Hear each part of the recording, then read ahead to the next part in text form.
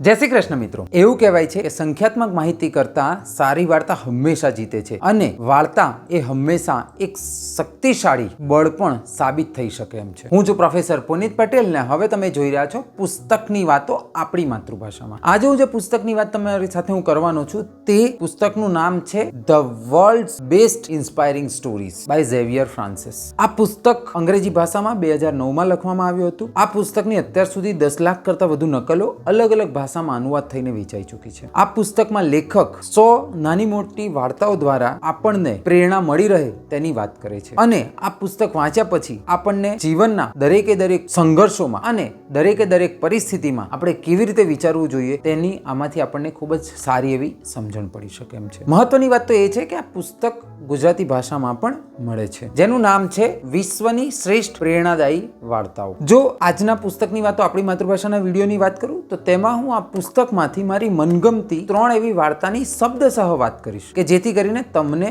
આ પુસ્તક વાંચવા માટે પ્રેરણા મળે અને તમે આ પુસ્તક વાંચો। આ પુસ્તકની દરેકે દરેક વાર્તાઓમાં એક વાત સામાન્ય છે અને તે છે કે દરેક વાર્તાના અંતે લેખકે તે વાર્તા આપણને શું કહેવા માંગે છે તેનો ખૂબ જ વિસ્તારપૂર્વક વાત કરેલી છે। તો જો મારી મનગમતી પહેલી વાર્તાની વાત કરું તો તે છે ગુસ્સામાં હોવા વગર ગુસ્સો દર્શાવો। એક ચોક્કસ ગામડામાં એક કોબરા ઘણા માણસોને ડંખ મારી અને મારી નાખ્યા હતા। ગામના લોકોએ એક પવિત્ર માણસને ફરિયાદ કરી જેની પાસે પ્રાણીઓ પણ ચમત્કારી શક્તિ હોવાનું માનતા હતા। પવિત્ર માણસે કોબરાને બોલાવ્યો અને કોઈને ન કરડવાનો આદેશ આપ્યો। ત્યાર પછી કોબરાએ લોકોને કરડવાની તેની આદત સંપૂર્ણપણે અટકાવી દીધી। સમય એવો આવ્યો કે જ્યારે કોબરા શાંત અને નિરુપદ્રવી હોવાના કારણે ગામના લોકો તેને હેરાન કરવાનું શરૂ કરી દીધું અને નાના છોકરાઓ પણ તેના પર પથ્થર ફેંકતા હતા। તો મુશ્કેલીમાં મુકાયેલા કોબરા હવે પવિત્ર માણસના આદેશ પર ગુસ્સે ભરાયો અને તે તેની પાસે ગયો અને જે બનતું હતું તેના માટે ફરિયાદ કરી। પવિત્ર માણસે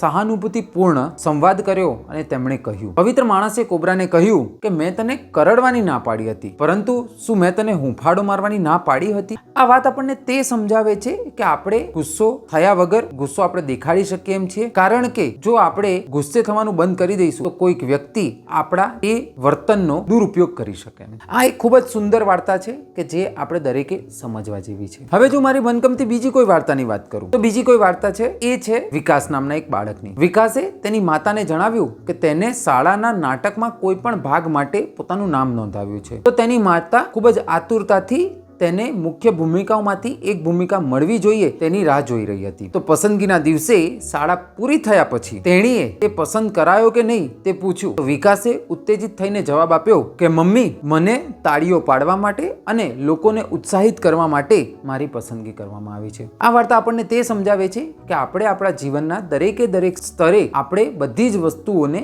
સકારાત્મક રીતે જ જોવી જોઈએ। જો મારા મનગમતી વાર્તાઓમાંનું જો કોઈ ત્રીજી કોઈ વાર્તાની તમારી સાથે જો હું વિગતવાર રીતે વાત કરું તો ત્રીજી કોઈ વાર્તા છે એ છે મિત્રોની પસંદગી। એક વાંદરો રાજાનો પાળીતો હતો। રાજાએ તેને તેના પોતાના રૂમમાં રક્ષણ કરવા માટે રાખ્યો હતો। એક વખત જ્યારે રાજા સૂઈ ગયા ત્યારે વાંદરાએ ઊંઘતા રાજાનું રક્ષણ કરવાનું અને નજર રાખવાનું કહેવાયું। સુરક્ષાનું કામ કરતી વખતે વાંદરાએ એક માખીને રાજાના નાક પર બેસતા જોઈ। તેણે તેને ઉડાડી પરંતુ તે ફરી પાછી આવીને તે જગ્યાએ બેસી। વાંદરાનો મિજાજ ગયો અને તેણે તલવાર ઉપાડી અને માખી પર ઝીંકી નાખી અને તેના કારણે રાજાનું નાક કપાઈ ગયું। આ વાર્તા આપણને તે સમજાવે છે કે મૂર્ખ લોકો ગમે તેટલા પ્રામાણિક કેમ ન હોય, આપણે તેમને આપણા મિત્ર બનાવવા હંમેશા જોખમી છે, માટે આપણે આપણા મિત્રોની પસંદગી ખૂબ જ સંભાળપૂર્વક કરવી જોઈએ। આ 3 એ વાર્તા છે કે જે મારી ખૂબ જ મનગમતી વાર્તાઓ છે, પરંતુ આ પુસ્તકમાં માત્ર 3 નહીં, આવી 100 વાર્તાઓ છે। એટલે હું જો મારું અંગત મંતવ્ય આપું તો તમે આ પુસ્તક વસાવો અને વાંચો, કેમ કે આ પુસ્તક ખરેખર વાંચવા જેવું છે